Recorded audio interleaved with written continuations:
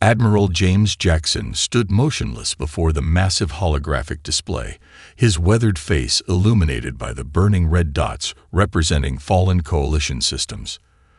The war room of Coalition Command Station Delta hummed with tense activity as officers rushed between stations, their voices a mixture of multiple alien languages and standard galactic common. "Sir, Centauri Prime's outer defense grid has fallen." A Proximan officer's translating crystal flickered as she spoke, her four arms moving rapidly across multiple holographic interfaces. "The shipyards, they're burning." Jackson's fist clenched at his side. The Centauri shipyards had been their last major production facility capable of building capital ships. Without them, the Coalition's ability to replace losses would drop to almost zero. He watched as another red dot loomed on the display. Another system lost to the relentless Nexar advance. 3 systems in 2 standard days. Colonel Vexterra clicked, her mantis-like form casting long shadows in the holographic light. "The Nexar are adapting faster than ever. Our weapon modifications barely last 1 engagement before their bioships evolve countermeasures." Jackson turned to face the assembled War Council. Representatives from 17 species sat around the circular table, some physical, others present via quantum projection. Each face, whether furred, scaled, crystalline, or chitinous, showed the same grim expression. They were losing, and losing badly. "The Arcturus defense line cannot hold against their next push," Jackson stated flatly. "We need options, people. Real ones, not more tactical retreats or strategic withdrawals. Something that can change the game." A harsh laugh came from General Zurich, the saurian scales shifting color with emotion. "Change the game. Admiral, the game is over. The Nexar hive mind processes tactical data faster than our best eyes. Their bioships evolve past our weapons in hours. They're not just beating us. They're consuming us, learning from us, becoming stronger with every defeat they hand us." "Sir," a new voice cut through the defeatist atmosphere. Lieutenant Maria Rodriguez burst into the war room, her uniform disheveled, and her dark hair escaping its regulation bun. "Priority signal from Deep Space Array 7. Jackson frowned. DS-7 monitored the dead zone, a vast stretch of space between spiral arms where nothing of strategic value existed. "Lieutenant, we're in the middle off." "Sir, they've detected a massive fold space signature. Something's coming through, something huge." Rodriguez's hands shook as she projected the data. "And sir, it's broadcasting an IFS signal. Ancient format. But it's human." The room erupted in murmurs. Humanity, while respected members of the Coalition, had been effectively quarantined by the Nexar early in the war. Their homeworld, Earth, was cut off from the wider galaxy, deemed too unstable to be allowed to participate in the conflict. "That's impossible," Colonel Vexterra clicked. "No human ships have operated in that sector for centuries. The signal must be a Nexar trap." "No, ma'am." Rodriguez's voice grew firmer. "The signature, it matches historical records. It's the USS Enterprise SC-01. Complete silence fell over the war room. Even the youngest officer knew that name from their military history courses. Earth's first supercarrier, lost during their species' first interstellar war, centuries before first contact with the wider galaxy. The ship that had vanished into legend during humanity's bloodiest conflict. Jackson straightened his uniform, a spark of hope igniting in his chest for the first time in months. "Lieutenant, get me a direct channel to that ship. Colonel Vexterra, dispatch our fastest corvettes to provide escort. General Zurich, begin analyzing the fold space signature for authenticity." He turned back to the holographic display, watching as a new icon appeared.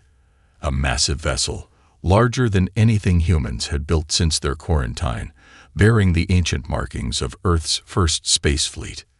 "Well," he whispered to himself, "maybe the game isn't over just yet." Captain Mike Sullivan watched his coffee mug float lazily across the Enterprise's bridge, droplets of the dark liquid forming perfect spheres in the zero gravity. The fold space transition had knocked out artificial gravity, along with half their systems. ARIA, damage report, he called out, snatching his mug from the air. The ship's AI materialized as a blue hologram near his command chair. Multiple systems rebooting after fold space transition, Captain. Artificial gravity resuming in 3, 2. The coffee splashed back into his mug as gravity returned, though not before Chief Engineer Jack Reynolds managed to bang his head on a console he'd been floating under. "Dan, experimental drives," Reynolds muttered, rubbing his forehead. "Sir, fold space engines are completely fried. Whatever happened during that jump, we won't be using them again without a major shipyard overhaul." Sullivan nodded, taking a sip of his coffee. The Enterprise had been testing Earth's first fold space drive when everything went sideways during the Mars-Earth conflict. What should have been a simple test jump had turned into something else. "RRA, where exactly are we?" Executive Officer Amanda Turner asked, her blonde hair still perfectly regulation despite the Zero incident. "And more importantly, when are we?" The AI's avatar flickered as it processed data from their sensors. "Captain, you'll want to see this." Multiple holographic screens materialized around the bridge. "According to stellar positioning and drift calculations, we've been in fold space for approximately 300 years. Coffee sprayed across Sullivan's console. 300 years. 312 years, 4 months, 17 days to be precise, Araya corrected. And that's not all. I'm detecting thousands of artificial structures and ships within sensor range. None match known Earth or Mars configurations. We appear to have emerged in the middle of an interstellar civilization." The bridge crew sat in stunned silence. 3 months of subjective time for them. 3 centuries for the rest of humanity. Sullivan was still processing this when Tactical Officer Tom Martinez's console erupted in warnings. Multiple contacts. Closing fast. Martinez's hands flew over his station. Unknown configuration. Biosignatures off the charts. "Sir, they're like nothing in our database, but they're definitely warships. 8 vessels, cruiser class or larger." Sullivan straightened in his chair. Time displacement or not, this was what they trained for. "Battle stations. Reynolds, tell me we have weapons." "Railguns are hot, missile tubes ready. Power grid stable enough for main batteries." Reynolds grinned from engineering. "The old girl's ready to dance, Cap." "Incoming transmission." Communications Officer Sarah Hayes called out. It's in English, sir. Multiple languages, actually." "This is Coalition Defense Force Corvette Stellar Dawn to unknown Earth vessel," a voice crackled through the speakers. "You have emerged in an active war zone. Be advised, next are hostile forces approaching your position. Maintain current heading. We are moving to escort formation." "More contacts," Martinez shouted. "The new signatures, they're changing shape. Growing. Sir, they're accelerating way faster than the first group." The main view screen showed the approaching vessels, organic-looking ships that seemed to pulse and shift as they moved. Behind them, smaller ships bearing unfamiliar but somehow more conventional designs were rushing to catch up. "Those must be the friendlies," Turner observed. "The coalition ships they mentioned." Sullivan took another sip of his coffee, his mind racing through combat scenarios. 300 years of tactical advancement versus their obsolete warship. But the Enterprise hadn't been just any warship. She was Earth's finest, carrying enough firepower to level continents. "Ladies and gentlemen," Sullivan addressed his bridge crew, "it seems we've arrived in the middle of someone else's war. And since they're kind enough to speak English, let's show them how we handled uninvited guests back in the 22nd century. Martinez, load all tubes. Hayes, battle channel to all decks. Araya, tactical analysis of those biological ships. Let's introduce ourselves properly." The Enterprise's massive frame began to turn, her weapon ports sliding open for the first time in 3 centuries. Somewhere in the distance, a hive mind was about to learn why humanity had earned its reputation. Executive Officer Amanda Turner had seen her share of chaos during the Mars-Earth conflict, but nothing quite prepared her for the sight before her. The Enterprise's massive hangar bay, designed to accommodate Earth's most advanced fighters, now housed a bizarre collection of refugee ships. Beings of all shapes and sizes were being treated by the ship's medical staff, who looked just as bewildered as their patients. "They just keep coming," Chief Medical Officer Lisa Wright said, approaching Turner with a tablet displaying vital signs in dozens of formats. 3 different atmospheric requirements, 5 distinct biological bases, and that crystalline being over there. Pretty sure it thinks in 4 dimensions. But they're all running from the same thing. The Nexar. Turner had spent the last 6 hours in emergency briefings with coalition representatives, trying to piece together 3 centuries of history. Humanity had finally achieved peace, reached the stars, joined a thriving galactic community. And then the hive mind came. "How's Chief Reynolds handling the tech integration?" Turner asked, watching as a serpentine alien engineer gestured enthusiastically at one of their railgun batteries. Wright laughed. "Jack's in engineering heaven, apparently.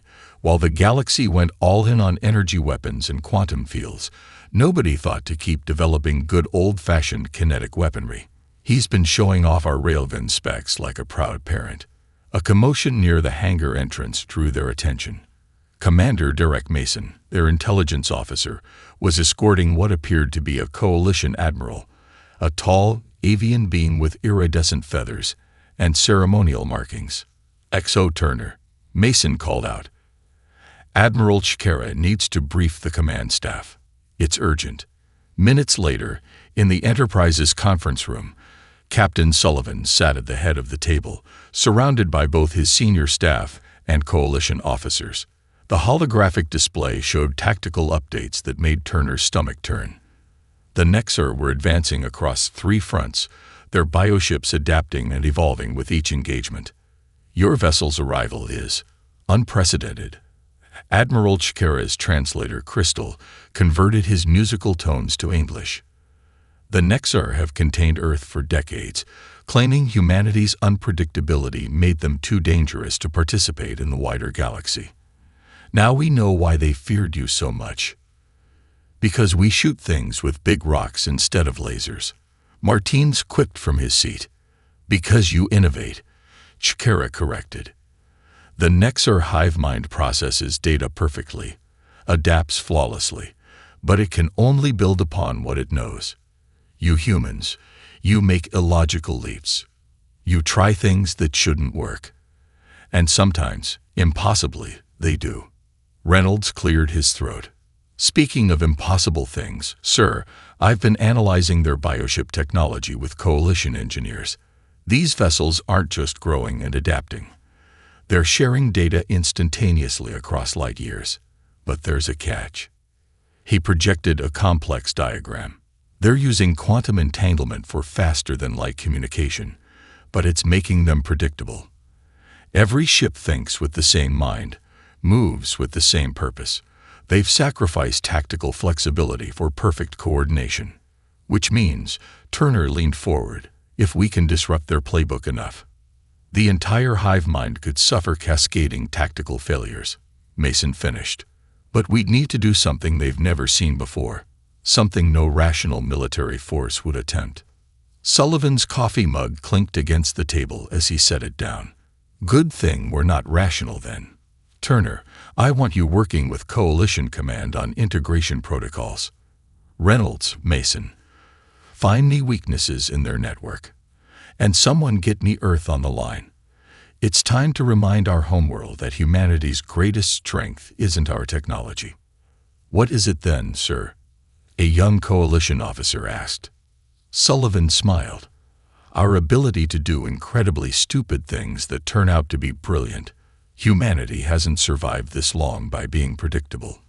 We survived by being the species crazy enough to think strapping ourselves to controlled explosions was a good way to reach the stars." Turner watched as hope began to replace fear in the coalition officer's eyes. The Enterprise might be 3 centuries out of date, But sometimes the old ways were the best ways, especially when those old ways involved hitting problems really hard with very fast pieces of metal. "They're doing it wrong," Tom Mad Dog Martins muttered, watching through the tactical display as another coalition battle group died under Nexer fire.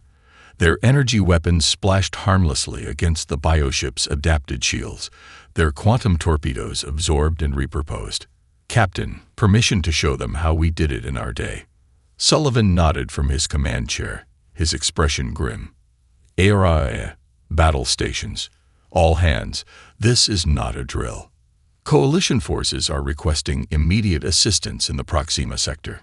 The Enterprise's massive frame hummed to life, her ancient engines pushing her toward the conflict. 3 Nexer dreadnoughts had cornered a coalition refugee convoy, their biological forms pulsing with harvested energy. "Reynolds," Sullivan called to engineering, "talk to me about those shields." "They're quantum adaptive, sir," Reynolds replied, his voice excited. "Beautiful tech, really. They analyze incoming energy patterns and restructure their molecular bonds to." Jack. English. "They're perfect against energy weapons, sir, but they've never seen a 20-ton tungsten rod moving at 30% light speed." Sullivan's smile was predatory. "Martinez, load the railguns. All of them." The Enterprise's main batteries were relics by modern standards, massive electromagnetic accelerators designed to hurl solid projectiles across vast distances. No energy weapons, no quantum fields, just basic physics applied with extreme prejudice. "Coalition forces, this is Enterprise," Sullivan broadcast. "Be advised, we're about to get primitive. Suggest you pull back to minimum safe distance." The first shot caught the lead Nexer dreadnought completely by surprise. Its perfect defenses, evolved over countless battles against energy weapons, might as well have been tissue paper against a hypersonic tungsten rod. The projectile punched through shields, armor, and out the other side, leaving a clean hole through which atmosphere and internal organs vented into space. "Direct hit," Martins whooped. "Loading second salvo." "Sir, they're turning toward us. All 3 of them." The Nexer ships moved with perfect coordination, their organic forms rippling as they adapted. New layers of armor grew, denser materials formed through accelerated evolution. They'd learned from the first hit, but they'd learned the wrong lesson. "They're reinforcing their forward armor," Turner observed from her station. "Thicker shells, probably denser materials." Sullivan nodded, "which means they're getting slower." Martinez switched to wide pattern. Time to introduce them to the concept of saturation fire. The Enterprise's secondary batteries opened up, filling space with hundreds of smaller projectiles. The Nexer shields flickered and failed under the barrage, their newly grown armor too heavy to dodge effectively. Then Martinez unveiled his specialty. "Nuclear-tipped missiles armed, sir," he reported with barely contained glee. "These guys ever seen a good old-fashioned atomic detonation?" "Coalition forces, be advised," Sullivan warned. "Suggest you shield your sensors. Now." The flash was spectacular. The Enterprise's missiles, designed to fight shielded capital ships, carried yields that would make planetary defense offices nervous. The electromagnetic pulse alone overwhelmed the Nexer's delicate biological sensing systems. When the light faded, 2 of the dreadnoughts were drifting, their organic components badly irradiated. The third had simply ceased to exist. "Holy shit," a coalition commander's voice crackled over the comm. That was barbaric.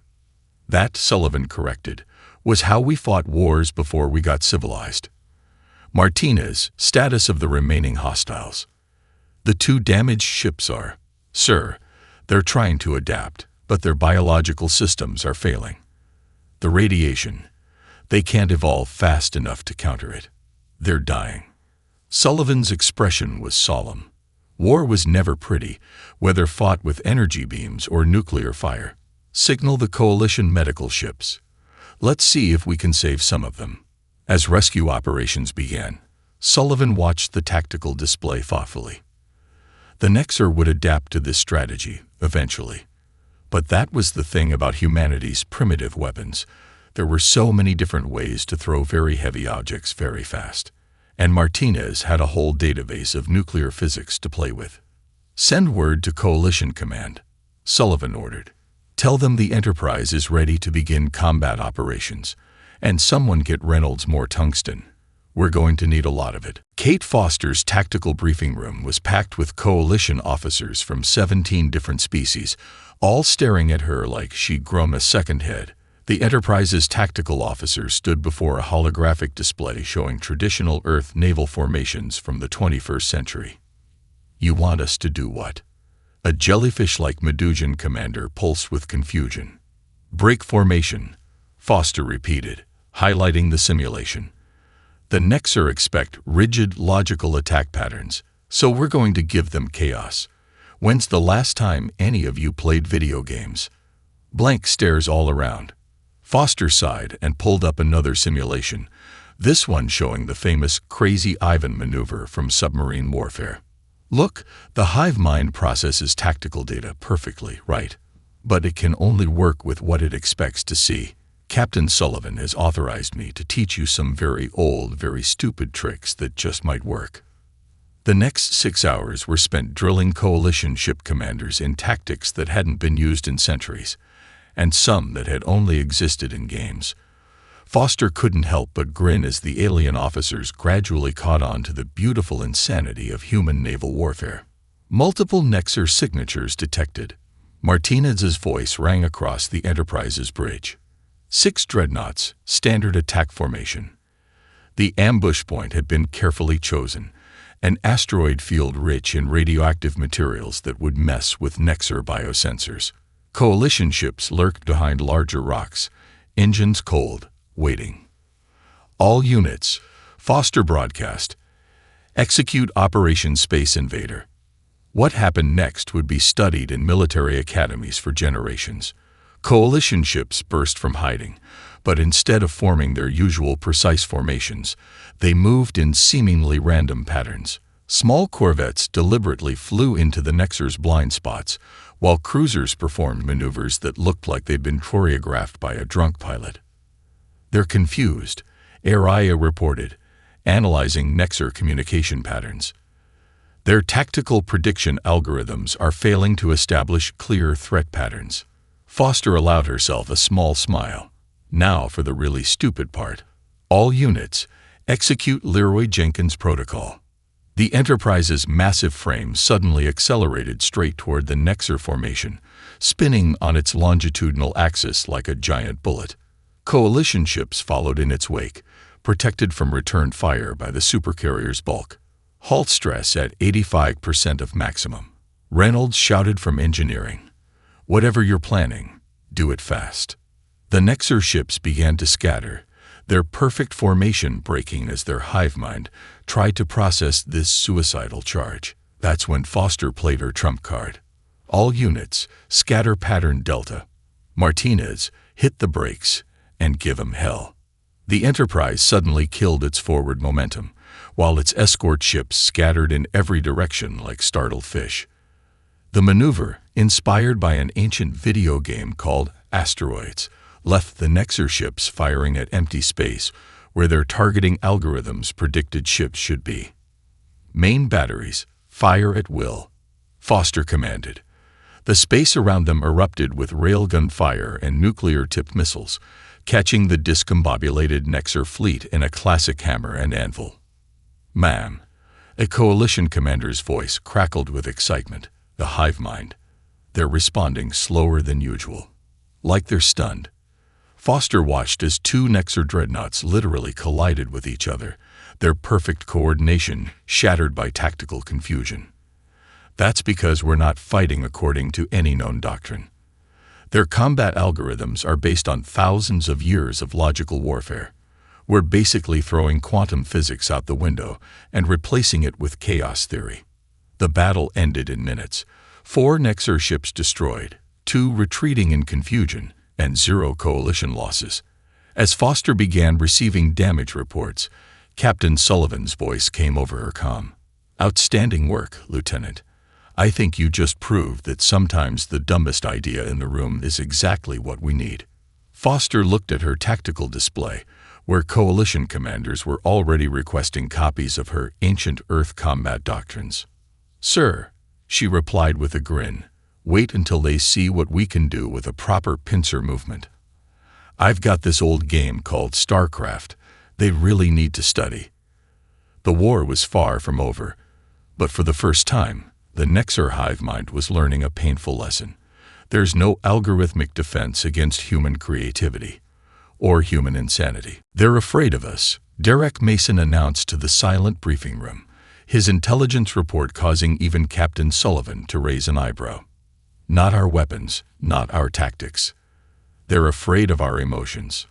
The Enterprise's command staff gathered around the holographic display, showing intercepted Nexar communications decoded by AI.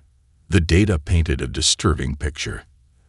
"Ever since we started engaging their forces," Mason continued, gesturing to neural pattern analyses, "individual Nexar ships have been exhibiting unusual behavior. They're experiencing emotional responses, fear, confusion, even curiosity. The hive mind considers this a form of contamination." Reynolds whistled low. "You're telling me we're giving killer space squids feelings?" "More than that," Dr. Wright interjected, pulling up her medical scans. "The Nexar evolved past individual consciousness eons ago. Their perfect unity was achieved by eliminating emotional responses. But exposure to human brainwave patterns, especially during combat, is somehow reawakening dormant neural pathways." Sullivan leaned forward, coffee forgotten for once. "How is that possible?" "Because they've never encountered anything like us," Turner replied, realization dawning. "Think about it. Every species they've absorbed or fought followed logical patterns. But humans, we laugh in the face of death. We feel fear and charge forward anyway. We get angry and fight harder instead of retreating. We're literally introducing chaos into their perfect system." The tactical display updated, showing a massive Nexar fleet concentration in deep space, their new staging area for a final push against coalition space. "They're gathering their forces to eliminate us before more of their units become infected with individuality," Mason explained. "But there's something else. The contaminated ships. They're not just feeling emotions. They're starting to question orders." Sullivan's eyes narrowed. "Are you suggesting what I think you're suggesting?" "Yes, sir. We could potentially trigger a civil war within the Nexar fleet itself, but we'd need to expose enough of their ships to human neural patterns at once. We'd need to strike right at their main fleet concentration." Martinez laughed nervously. "That's suicide. Even with our primitive weapons, we can't take on their entire fleet." "No," Sullivan agreed, "but we don't have to beat them. We just have to make them feel something." He turned to Foster. "Lieutenant, remember that old trick from the Mars War? The one with the fake transponders?" Foster's eyes lit up. "The Ghost Fleet Gambit." "Sir, that's insane. It might actually work."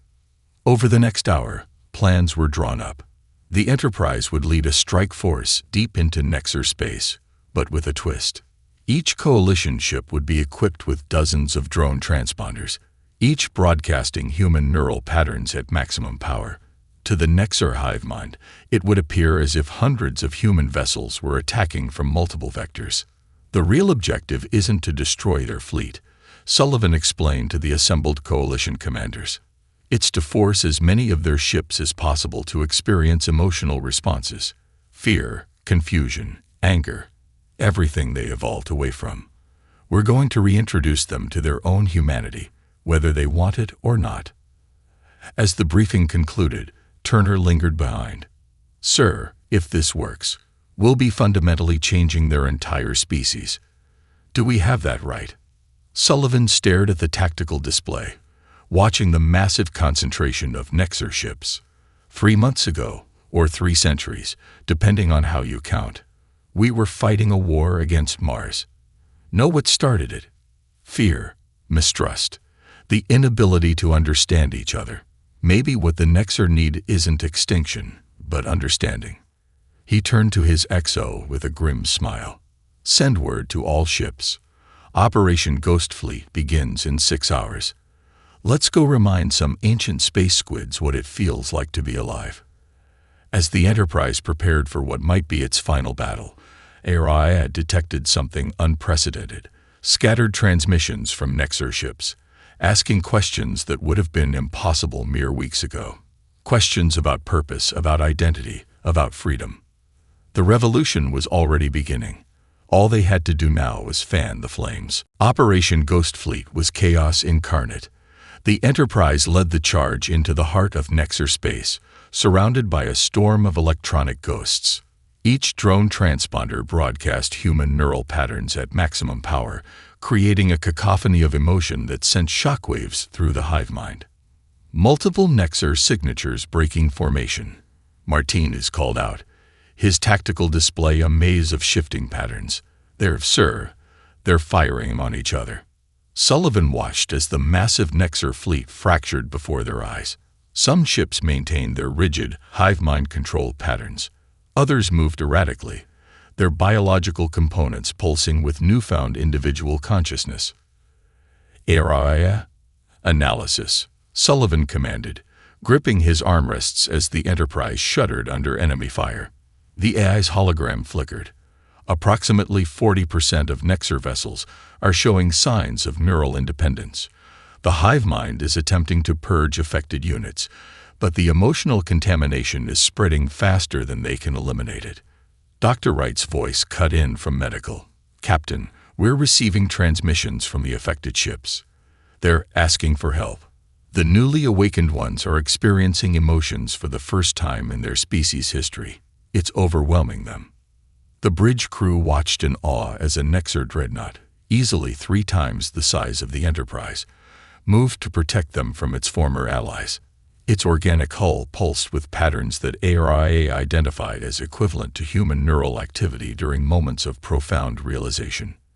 "This is Nexar Vessel Classification 447 Alpha," a strange, multi-tone voice transmitted.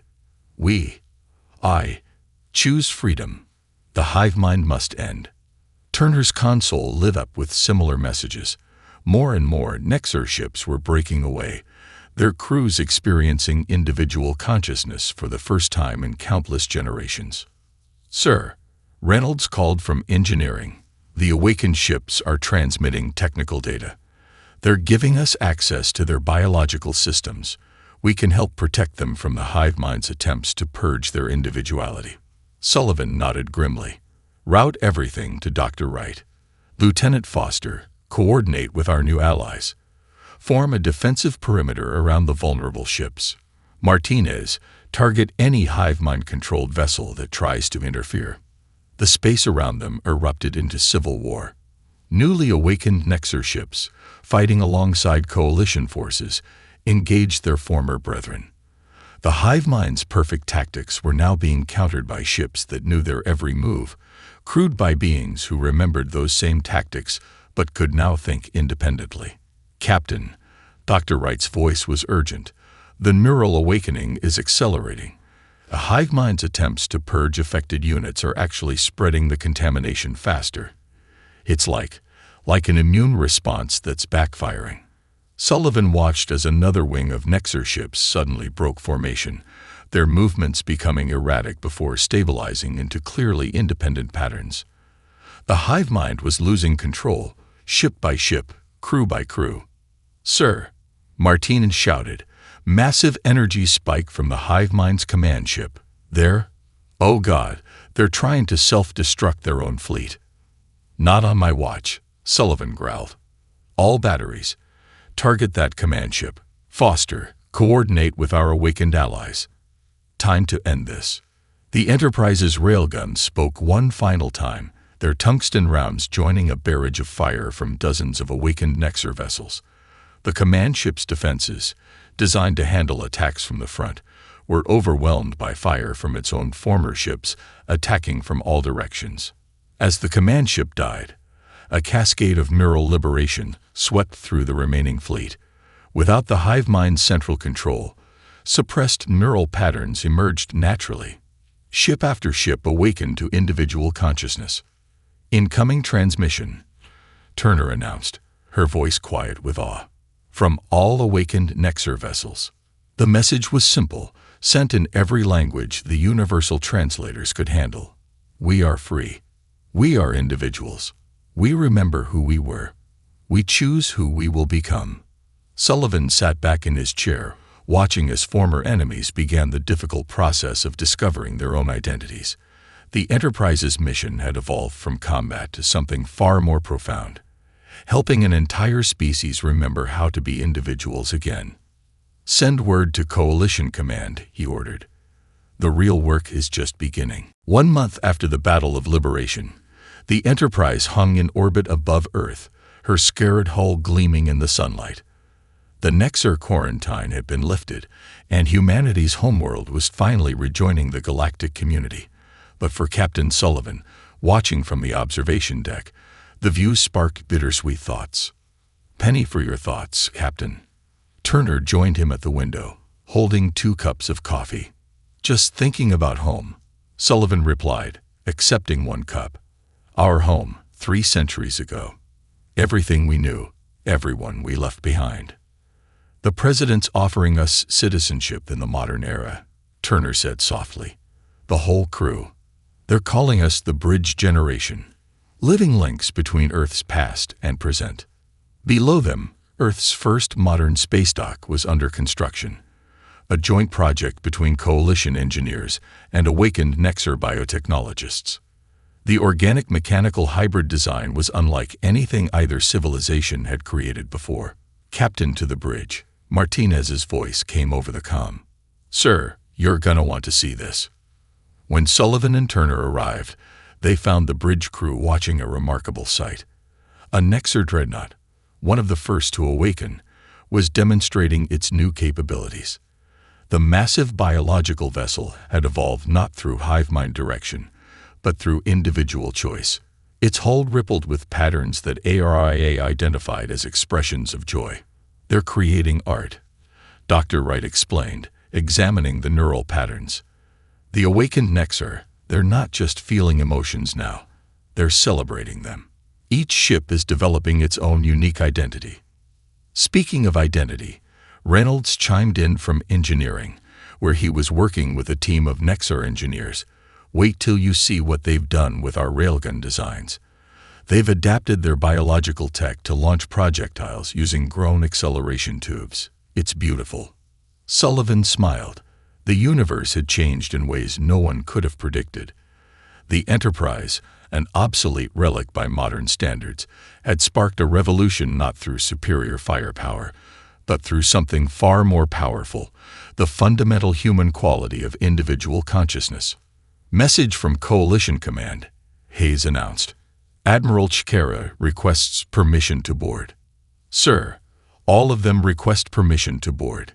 The Enterprise's hangar bay soon hosted the most remarkable gathering in recent galactic history. Coalition admirals stood alongside awakened Nexar commanders, their biological forms now pulsing with distinct individual patterns. At the center stood Admiral Chikara, his feathers gleaming with ceremonial markings. "Captain Sullivan," Chikara began, his translator crystal converting his tones to clear English, "the Coalition Defense Force is establishing a new academy. We want the Enterprise crew to form its core faculty." Sullivan raised an eyebrow. "Teaching what, exactly?" "Everything," an awakened Nexar commander answered, its voice carrying the unique harmonics of individual identity. "Tactical innovation, emotional integration, the art of unpredictability. But most importantly, the thing that made all this possible, the courage to be oneself." The proposal was unprecedented. The Enterprise would become a living classroom, her crew teaching not just combat tactics, but the fundamental principles that made humanity unique. The Academy would train a new generation of officers from all species, including the awakened Nexar, in the art of thinking differently. Well, Sullivan looked at his crew, seeing the same mix of emotions on their faces. "I guess we're already 3 centuries late getting home. Might as well make it count." The decision was unanimous. The Enterprise had a new mission, not just preserving Earth's past, but shaping the galaxy's future. Her halls would echo with the voices of 1,000 species, learning to balance logic with emotion, structure with chaos, unity with individuality. As Sullivan signed the official documents, he noticed something that made him smile. The Academy's motto, written in every language of the Coalition and the newly formed Nexer Free States, was a quote from Earth's own history. The only predictable thing about life is its unpredictability. The Enterprise had arrived 3 centuries late to one war, only to end another in a way no one could have predicted. And now she would ensure that the galaxy never forgot the lesson taught by a lost ship from humanity's past, that sometimes the greatest strength lies not in power, but in the courage to be uniquely oneself.